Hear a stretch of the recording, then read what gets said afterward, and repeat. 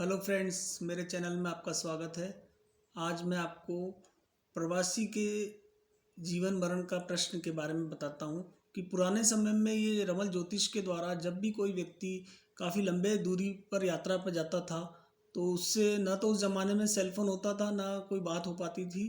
तो रमल ज्योतिष के माध्यम से पता लगाया जाता था कि प्रवासी व्यक्ति जो यात्रा पर गया है या अन्य मुल्क में गया है, देश में गया है, उस वह कैसा है, जीवित है या मर गया है या कब तक वो लौटेगा, इसके बारे में रमल ज्योतिष से जानकारी प्राप्त की जाती थी। तो फ्रेंड्स, इस प्रकार मैंने ये एक जायचा बना के रखा है। आप देख सकते हैं कि 7, 9, 16 और 5 डिजिट लेके ये जायचा बना रखा है मैंने ऑलरेडी। समय कम लगे इस वजह से तो मैं आपको बताता हूँ फ्रेंड्स। ये जायचा बनने के बाद आपको क्या करना है, जायचे के प्रथम घर से 15वें घर तक की सभी शक्लों के शून्य का योग करना है। यानी जायचे का ये प्रथम घर की शक्ल है, ये सारे घर की जो शक्लों में जो जीरो है, शून्य है, जितने भी, इन सबको आपको जोड़ करना है। अब जो शून्य के योग का नियम क्या है ये भी आप देख लें फ्रेंड्स। शून्य का नियम, एक शून्य को एक शून्य मानते हैं, कहते जरूर हैं कि सारे शून्य को आप जोड़ लें। ये बेसिकली ये लाइन जो रेखाएं हैं ये भी शून्य से मिलकर ही बनी है फ्रेंड्स। तो इसको भी इसलिए कहते हैं कि एक शून्य को एक शून्य मानना है और एक रेखा को दो शून्य मानना है।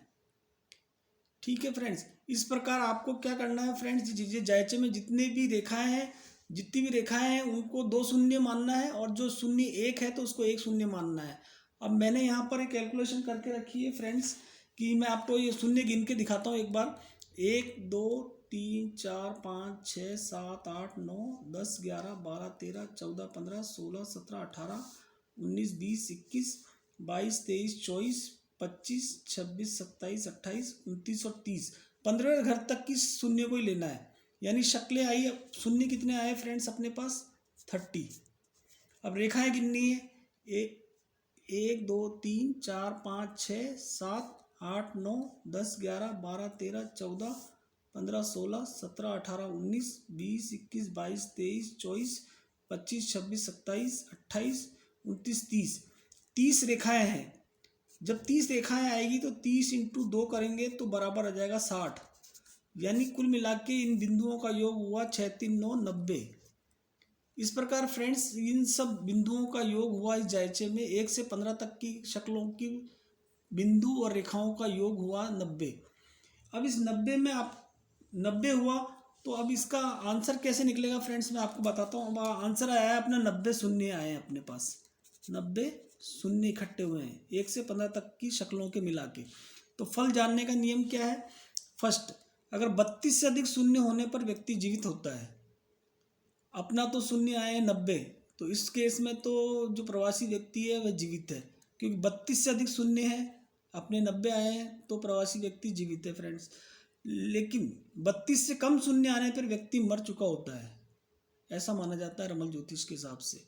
और केवल 32 ही अगर शून्य आते हैं या मात्र केवल 32 आते हैं, शून्य आते हैं, तो प्रवासी कष्ट में जीवित है, ऐसा फल कहना चाहिए। इसके अतिरिक्त फ्रेंड्स एक चीज का और ध्यान रखना है आपको कि प्रथम घर जो लग्न की शक्ल अगर शुभ है तो प्रवासी का कष्ट दूर हो जाएगा।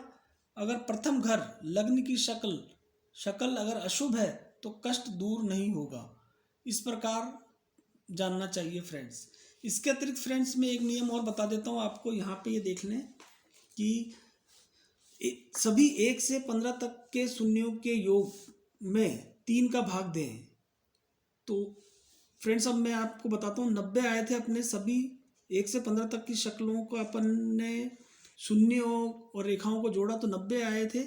90 में 3 का भाग दिया, 3 त्रिक का 9, तो यहाँ बचा शून्य। लास्ट में जो बचता है इसी से ज्योतिष के अंदर हमेशा शेष, यहाँ ये 3 नहीं लेना है आपको, शून्य का ये शेष लेना है। ये शेष क्या बचा, आंसर शून्य। अब इस प्रकार इधर देखें फ्रेंड्स कि अगर शेष उत्तर 1 आता है तो व्यक्ति की डेथ हो गई है, ऐसा मानना चाहिए। अगर शेष उत्तर 2 आता है तो प्रवासी कष्टों से जल्दी दुरुस्त हो जाएगा, ऐसा मानना चाहिए। अगर शेष उत्तर 0 या 3 आता है तो प्रवासी की परेशानी देर से व कष्टों से जाएगी। अपने केस में प्रवासी की परेशानी देर से व कष्टों से जाएगी। और इसके अतिरिक्त जो पहली शक्ल अपने जायचे में है फ्रेंड्स, यहाँ पर आप देख लें, पहली शक्ल जो है ये अपने लहान की उल्टी शक्ल अंकिश की है, अंकिश की शक्ल है, और यह एक अशुभ शक्ल है। तो इस प्रकार अपन ये कह सकते हैं कि प्रवासी की परेशानी देर से और कष्टों से जाएगी, लेकिन वह व्यक्ति जीवित है। इस प्रकार फ्रेंड्स मेरी ये वीडियो कैसी बनी आप मुझे कमेंट्स में बताना, और थैंक यू फ्रेंड्स।